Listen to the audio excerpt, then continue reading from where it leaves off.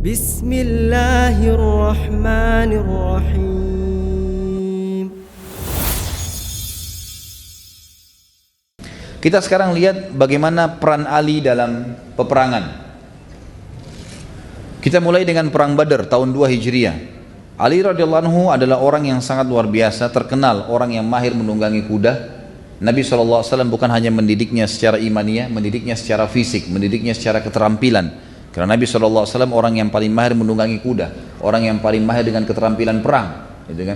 Kalau antum ikutin di materi sirah saya sampaikan bagaimana Nabi SAW luar biasa menguasai keterampilan perang itu. Abdullah bin Mas'ud berkata, di perang Badar kami mengendarai seekor unta bersama secara bergantian, 3 orang. Kebetulan Abu Lubabah, Ali bin Abi Thalib dan Rasulullah SAW bergantian seekor unta.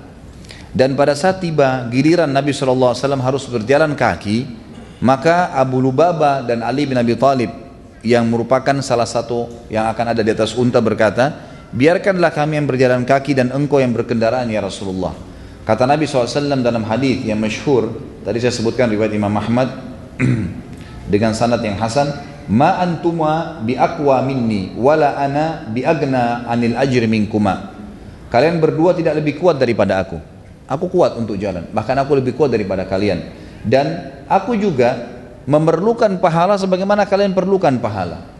Tapi di sini pembukaan riwayat ini ya adalah kesaksian bahwasanya Ali hadir di perang Badar, dan orang yang hadir di perang Badar ini punya kelebihan sendiri ya. Karena Allah SWT sudah mengatakan dalam Al-Quran untuk ahli Badar, wa qul i'malu ma syi'tum qad ghafarallahu lakum. Berbuatlah semau kalian wahai penduduk ahli Badar, Allah telah ampuni semua kesalahan kalian. Dan Ali termasuk salah satu dari orang yang hadir di Badar. Ali radhiyallahu anhu merupakan orang yang sangat luar biasa, dengan umur pada saat itu belasan tahun.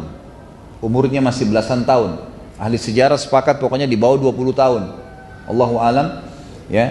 Umumnya ada yang mengatakan di bawah 25 tahun, tidak lebih dari 25 tahun. Ali radhiyallahu anhu masuk ke kancah peperangan.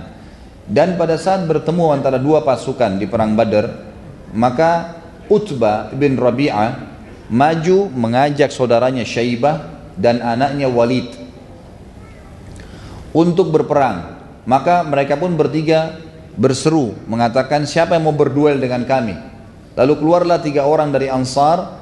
Lalu mereka bertanya, orang-orang Quraisy ini bertanya Utbah dan saudara serta anaknya, siapa kalian? Maka berkatalah mereka masing-masing namanya. Maka orang-orang Quraisy ini bilang, wahai Muhammad, kami tahu mereka ini orang-orang yang hebat mungkin di kalangan kalian, tapi kami ingin dari anak suku kami sendiri. Maka Nabi SAW menunjukkan kepada kaum muslimin tentang pentingnya ya, pemimpin itu mendahulukan dirinya dan keluarganya agar menjadi contoh. Nabi SAW menyuruh berdiri pertama adalah Hamzah, pamannya.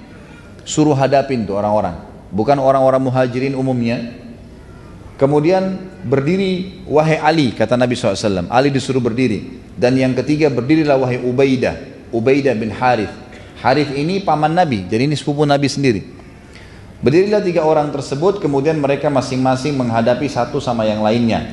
Hamzah menghadapi Utbah dan Utbah berhasil dibunuh oleh Hamzah. Kemudian kata Ali dalam sebuah riwayat, aku menghadapi Syaibah dan aku berhasil mengalahkannya. Sedangkan Ubaidah menghadapi Walid. Semuanya ya berhasil dibunuh. Hamzah berhasil membunuh lawannya, Ali berhasil membunuh lawannya. Tapi Ubaidah dan Al-Walid mereka saling pukul satu sama yang lain sehingga akhirnya dua-duanya jatuh. Kemudian terbunuhlah akhirnya Al-Walid di tangan Hamzah radhiyallahu anhu ajma'in. Ringkas cerita adalah Ali bin Abi Thalib termasuk orang yang keluar berduel pada saat itu, keluar berduel. Dan orang yang ditampilkan dalam duel kalau di kancah peperangan itu pasti orang yang akan membawa nama harumnya pasukan. Kapan duel itu? Misalnya ada 1000 pasukan lawan 1000 pasukan. Kalau 2 orang maju, yang maju ini membawa nama baiknya yang 1000. Kapan dia berhasil menang, mengangkat semangat yang 1000 ini, gitu kan? Maka yang duel bukan orang sembarang. Nabi SAW selain memilih sahabat, kerabatnya sendiri dari sahabatnya, juga memang memilih bertip orang-orang terpilih. Ini orang-orang yang luar biasa. Ya. Dan kita akan lihat nanti bagaimana memang keterampilan Ali radhiyallahu anhu dalam peperangan. Di antaranya juga adalah perang Khandaq. Di perang Khandaq ini, Khandak itu dibuat parit yang sangat besar oleh Nabi SAW, dikenal dengan dikenal juga dengan perang Ahzab. Surah Ahzab menceritakan masalah itu. Ada satu orang, saya tidak cerita perang Ahzabnya, tapi waktu itu parit sangat dalam, 7 meter ke dalam, 15 meter ke sana, itu kan lebarnya, sehingga tidak bisa dilompati oleh musuh. Ada satu orang Quraisy namanya Amr bin Abi Wud. Amr bin Abi Wud ini umurnya sudah 80 tahun. Tapi orangnya kuat, kekar. Dia satrianya orang Mekah. Nggak ada yang berani, kalau sudah masuk di medan perang pasukan Quraisy, musuh-musuh Quraisy kalau lihat ada Amr bin Abi Wud ini, tidak ada yang berani datang. Pasti semuanya mundur, nggak berani melawan gitu. Karena orangnya luar biasa, kuat sekali secara fisik, gitu kan. Walaupun umurnya sudah 80 tahun. Dan subhanallah, semua kuda-kuda Quraisy berusaha loncatin tadi parit, tidak ada yang berhasil. Kudanya Amr bin Abi Wud berhasil. 80 tahun umurnya, dia tunggangi kuda, dia bisa loncatin parit 15 meter. Itu bukan main-main itu. Berhasil loncat ke sana, kemudian dia tantang kaum muslimin. Dia bilang, kalau kalian jantan, jangan serang saya, jangan keroyokin, tapi saya ajak duel. Siapa yang berani keluar? Melihat kejadian tersebut, waktu itu umurnya 80 tahun. Ali di bawah 25 tahun, gitu kan. Ali berdiri mengatakan, saya Rasulullah, hadapin dia. Kata Nabi SAW, jangan Ali, sebentar. Ternyata orang ini tidak diam, dia tantang lagi. Mana janji kalian, katanya kalau meninggal mati masuk surga. Ini saya sudah tantang, siapa yang berani duel dengan saya? Mendengar tantangan tersebut, Ali berdiri lagi. Ya Rasulullah, izinkan saya melawan orang ini. Kata Nabi SAW, dia tenang hai Ali, tenang dulu, jangan dulu. Amr berucap lagi 3 kali. Ternyata kalian penakut. Seorang laki-laki, dia sebutkan syair-syairnya, seorang laki-laki telah loncat dan kemudian menunjukkan keberaniannya. Ternyata satu melawan sekian banyak, tidak ada yang berani. Ali langsung berdiri mengatakan, ya Rasulullah, izinkan saya melawan orang ini. Kata Nabi SAW, dia Amr. Ini Amr bin Abi Wud terkenal sangat kuat, khawatir kamu kalahkan. Kata Ali, walaupun Amr ya Rasulullah, saya akan lawan. Baiklah, kata Nabi SAW, baiklah kalau begitu. Lalu Nabi SAW memberikan kepadanya imamah, dan Nabi SAW mendoakannya. Pada saat Ali pun menuju ke sana, langsung Ali, karena semua pakai baju perang ya, tertutup dengan besi, jadi tidak terlalu kelihatan wajahnya. Dan Amr ini umur 80 tahun, ini anak 20 tahun, tidak dikenal sama Amr. Kata Amr, siapa kamu? Hai ponakanku, dilihat masih muda. Langsung dia bilang, saya Ali. Kata dia, Ali bin Abdul Manaf. Jadi ada satu orang namanya Ali bin Abdul Manaf. Abdul Manaf ini kakek Nabi, artinya dia pikir orang tua juga. Kata Ali, bukan, Ali bin Abi Thalib. Abu Thalib saja dibandingkan dengan ini ya, masih lebih tua orang ini daripada Abu Thalib kalau Abu Thalibnya hidup. Maka kata orang tersebut, ada orang yang lebih kuat daripada kamu, kenapa kamu yang maju? Suruh orang-orang yang tua, yang kuat, yang sudah pengalaman, gitu kan. Kata Ali, wahai Amr, saya pernah dengar kamu berkata, kalaupun saya diajak beberapa pilihan dan pilihan itu menantangku, 3 pilihan dan itu menantangku, aku akan menjawabnya. Bukankah kau pernah berkata, hei Amr? Kata Amr, iya. Kata Ali, kalau begitu saya mengajak kamu ke 3 perkara. Kata Amr, apa itu? Kata dia, saya mengajak kamu bersyahadat, mengatakan la ilaha illallah wahdahu la syarika, tidak ada Tuhan yang berhak disembah kecuali Allah, dan Muhammad Rasulullah. Kata Amr, kalau itu saya tidak mau. Saya sudah jauh-jauh datang kancah peperangan untuk memerangi Muhammad, justru karena saya tidak mau mengucapkan kalimat itu. Baiklah, kata Ali, kalau yang kedua, saya menawarkan kamu untuk kamu balik ke negerimu, ke Mekah, gitu. Jika Muhammad benar, kau tidak jadi perangin, dan memang dia benar, sebenarnya namamu sendiri baik, orang Quraisy, sama-sama. Kalau dia salah, dia pendusta, kan itu yang sedang kamu ucapkan, kamu mendustakan dia. Tidak ada untungnya kau perangin dia. Kata Amr, ini juga tidak mungkin. Wanita-wanita Quraisy saja tidak ada yang ucapin, apalagi saya laki-laki. Kata Ali, kalau begitu saya tawarkan yang ketiga. Kata Amr, apa itu? Berduel, perang, kita berdua. Lalu Amr tertawa sambil berkata, penunggang kuda Quraisy yang tersohor dan sudah berpengalaman dengan umur lebih dari 80 tahun ya, ditantang oleh anak kecil yang baru lahir kemarin. Aku tidak pernah mengira bahwa seseorang dari bangsa Arab akan menakut-nakutiku dengan perkara yang ketiga ini. Lalu pada saat itu pun Amr berkata, pulanglah wahai keponakanku, jangan lawan saya gitu. Kata Ali, tapi saya tidak mau pulang dan saya akan membunuhmu. Mendengar kata-kata saya akan membunuhmu, maka dalam kisah ini atau riwayat ini disebutkan Amr pun turun dari kudanya kemudian menyerang Ali. Ali waktu itu lagi tidak naik kuda, gitu kan, berada di bawah. Maka Amr turun kemudian menyerang Ali dengan sekuat tenaganya. Ya, dari jarak jauh mengangkat pedangnya lalu menghantamkan ke atas kepala Ali. Tiba-tiba dengan kekuatan penuh, dan Ali sempat menangkisnya dengan tameng. Saking kerasnya pukulan tersebut sampai membuat tameng Ali pecah, gitu kan. Tameng dari besi pecah, dan kemudian kepala Ali sempat terluka. Tetapi Ali radhiyallahu anhu memang sudah dilatih oleh Nabi SAW dengan keterampilan perang yang luar biasa. Maka dia pun tidak menunggu kesempatan, tidak menyia-nyiakan kesempatan. Pada saat pedang si Amr ini masih melengket di perisainya dan melukai kepalanya, dia pun segera menebas leher Amr dan akhirnya menumpahkan darah dan Amr rubuh jatuh pada saat itu. Pada saat Amr pun terbunuh, maka seluruh muslimin bertakbir. Ada beberapa athar yang menyebutkan kepada kita bahwasanya Ali radhiyallahu anhu sempat menarik pedang dari bawah, karena waktu Ali ditangkis, dipukul kepalanya, Ali sempat terduduk. Maka Ali pun menarik pedang dari bawah di depan dia, dari, mohon maaf, kemaluan si Amr sampai ditarik ke atas gitu. Sehingga terbelah, gitu kan, tertarik sampai ke wajahnya. Ada riwayat lain juga menyebutkan, tapi riwayat yang diangkat di sini adalah dia menebas lehernya, gitu kan. Pada saat itu riwayat yang lain adalah dia menghantamkan pedangnya di kepala Amr dan membalas, ya, karena dipukul bagian kepala dia juga membalas kepalanya, dan saking kuatnya pukulan Ali sampai membuat pedang itu masuk, ya, dan membelah bagian kepala si Amr ini. Tapi yang kita ingin ambil pelajaran di sini adalah bagaimana keberanian Ali radhiyallahu anhu menghadapi seorang pejuang yang luar biasa, kesatria yang kuat, tidak sembarangan. Maka ini juga sebuah fadilah tersendiri, ini sebuah hal yang akhirnya membuat pasukan Quraisy tidak berani lagi untuk maju. Setelah keesokan atau kemalam harinya diantam oleh angin yang sangat besar yang menghancurkan pasukan mereka. Pada saat itu ada satu orang lagi yang sempat loncat bersama Amr dan berhasil juga, namanya Ikrimah bin Abi Jahal, sepupu Nabi SAW, ya. Masih keluarga Nabi juga. Ikrimah anaknya Abu Jahal. Waktu melihat Amr yang kuat itu terbunuh, dia pun akhirnya lari dan tidak berani untuk berperang dengan kaum muslimin. Padahal waktu itu Ali sempat menunggu kalau Ikrimah mau berantem atau duel, maka dia pun akan menunggunya. Para ulama mengatakan kita bisa lihat bagaimana sebenarnya Ali radhiyallahu anhu terbentuk dengan umur yang masih muda dan keterampilan yang luar biasa dalam berperang, dan keyakinannya bahwasanya ini akan menghadiahkan mati syahid. Kata Umar bin Khattab radhiyallahu anhu kepada Ali, mengapa engkau tidak mengambil baju besinya?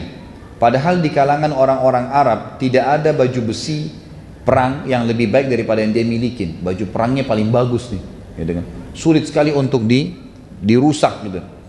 Maka dia menjawab, Ali mengatakan, aku menebasnya dan dia menghadapkan auratnya kepadaku. Dan ini riwayat yang menjelaskan dia sempat menghantam bagian kemaluannya, gitu kan. Maka auratnya pun kelihatan, maka aku tidak mau mengambilnya karena aku malu melihat kemaluannya, gitu kan. Lalu orang-orang musyrik membayar jasadnya Amr kepada Nabi SAW dengan 10.000 dirham. Kemudian Nabi SAW berkata, dan ini riwayat semua saya ringkaskan, disebutkan oleh Ibnu Katsir dalam Al-Bidayah wan Nihayah. Kata Nabi SAW, idfa'u ilaihim jifata fa innahu khabithu al-jifah wa khabithu diyah. Kembalikan saja jasadnya kepada orang-orang musyrik itu dan kembalikan juga bayarannya, karena dia adalah seburuk-buruk jasad dan seburuk-buruk dia. Dia itu denda yang dibayar kalau orang meninggal dunia. Itu sekelumit cerita Ali perannya di perang Khaybar, di perang Khandaq. Sekarang kita masuk ke perang Khaybar. Di perang Khaybar juga Ali radhiyallahu anhu punya kesan, ya, punya peran yang luar biasa. Di antara hadis-hadis yang sudah masyhur, gitu kan, yang sahih, hadis-hadis ini diriwayatkan oleh Imam Bukhari di nomor 4210, Imam Muslim 2406. Nabi SAW setelah mengepung Khaybar selama 43 hari, lalu kemudian beliau, ya, berkata, besok saya akan memberikan bendera kepada seseorang yang mencintai Allah dan Rasulnya, dan Allah dan Rasulnya juga mencintainya. Kemudian kata Umar bin Khattab, saya tidak pernah menginginkan pemerintahan kecuali malam itu, karena memang ada predikat mencintai Allah dan Rasulnya, dan Allah dan Rasulnya mencintai dia. Maka semalam suntuk, tidak ada satupun sahabat yang tidur karena menginginkan kedudukan tersebut. Keesokan paginya Nabi SAW berkata, di mana Ali bin Abi Thalib? Yang pada saat itu kebetulan dia sedang sakit mata. Maka kata Sahal, dia sedang sakit mata ya Rasulullah. Lalu Nabi SAW mengatakan, bawalah dia ke saya. Lalu Sahal membawanya kepada Nabi SAW. Lalu Nabi SAW meludahi mata Ali, ya, kemudian sembuhlah sakit matanya. Lalu beliau bersabda kepada Ali, umfudh ala rizkika hatta tanzila bisahatihim thumma du'uhum ilal Islam wa akhbirhum bima yajibu alaihim min haqqillahi fi fa wallahi la an yahdiyakallahu bika rajulan wahidan khairun laka min an yakuna laka humurun ni'am. Majulah ke depan, ya, benteng mereka dengan tenang, jangan tunjukkan kepanikan. Kemudian pada saat engkau tiba di depan benteng mereka, tawarkanlah kepada mereka untuk masuk Islam. Katakan kepada mereka apa yang akan menjadi kewajiban mereka dan merupakan hak mereka di dalam Islam. Demi Allah, bila Allah memberikan petunjuk satu orang karena kamu penyebabnya, itu lebih baik daripada engkau mendapatkan unta yang merah. Saksi bahasan kita di sini adalah bagaimana, ya, Nabi SAW memberikan bendera khusus kepada Ali radhiyallahu anhu. Dalam riwayat lain Abu Sa'id Al-Khudri menyebutkan, riwayat ini riwayatkan Imam Ahmad, nomor hadis 16 dan dengan sanad yang hasan, Rasulullah SAW memegang panji di malam hari itu dan beliau menggoyangkannya, maksudnya mengintak, lalu menancapkan tongkatnya ke tanah. Beliau bersabda, siapa yang akan mengambil panji ini dan memberikan haknya, maka majulah seorang sahabat mengatakan, aku ya Rasulullah. Lalu kata Nabi SAW, mundurlah. Kemudian orang lain pun maju mengatakan, aku ya Rasulullah. Kata Nabi SAW, mundurlah. Kemudian Nabi SAW mengatakan, demi zat yang telah memuliakan wajah Muhammad, aku akan menyerahkannya kepada seorang laki-laki yang tidak akan pernah lari. Jadi ternyata ada satu ciri khasnya Ali radhiyallahu anhu ini. Beliau itu sangat yakin dengan kebenaran Allah dan Rasulnya, dan kalau maju di medan perang, memang yang beliau cari mati syahid, beliau tidak mau mundur, walaupun tinggal satu orang, tinggal beliau sendiri, beliau tidak mau mundur. Makanya Nabi SAW waktu bilang, demi zat yang telah memuliakan wajah Muhammad, aku akan menyerahkan kepada seorang laki-laki yang tidak akan pernah lari, bagaimanapun keadaannya. Kalau tinggal tangannya saja yang bisa bergerak, tetap dia pakai untuk berperang, gitu kan? Kalau seluruh anggota tubuhnya patah pun, tetap dia pakai untuk berperang.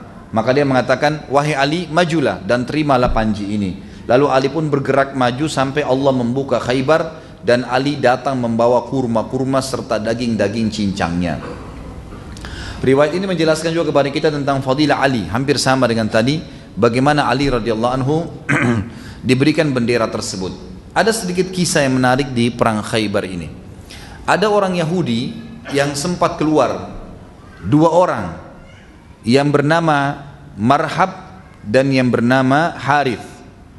Dua orang ini, mohon maaf, yang satu bernama Marhab dan yang satu bernama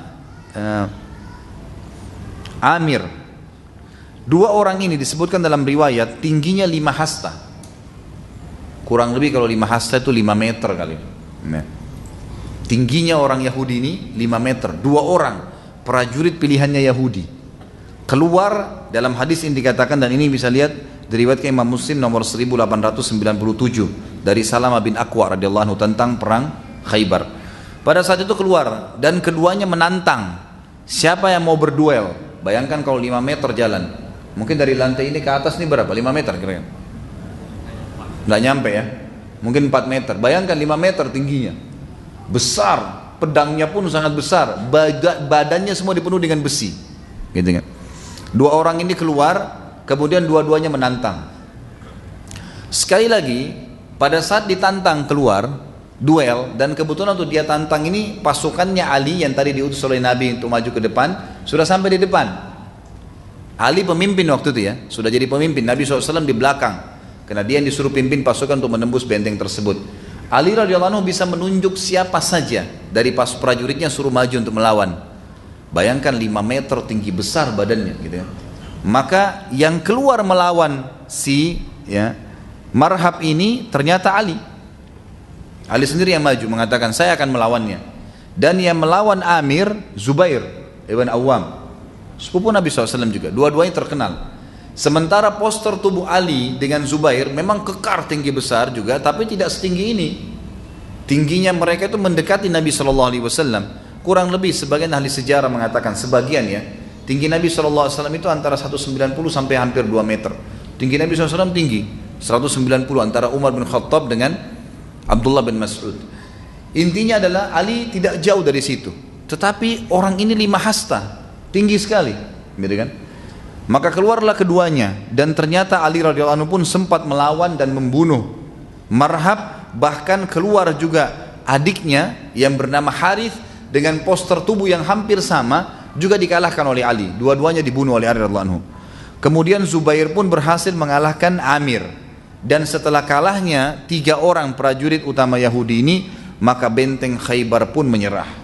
Benteng Khaybar pun menyerah. Beberapa riwayat menyebutkan pada saat Ali radhiyallahu anhu sedang duel dengan Marhab dan Harith, serta Zubair duel dengan Amir, maka debu-debu pada berkecamukan dan tidak kelihatan lagi karena pertempuran duel yang luar biasa. Sampai-sampai akhirnya Ali keluar dari kancah duel itu, dari debu tersebut, dan Zubair juga keluar. Ternyata ditemukan pada saat debu itu sudah tidak lagi bertebangan, ditemukan orang-orang Yahudi ini sudah menjadi jasad, sudah mati, maksudnya sudah tergeletak di tanah.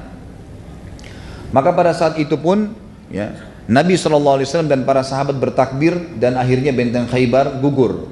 Benteng Khaybar gugur. Jadi ini juga termasuk hal yang luar biasa dari kepemimpinan Ali radhiyallahu anhu.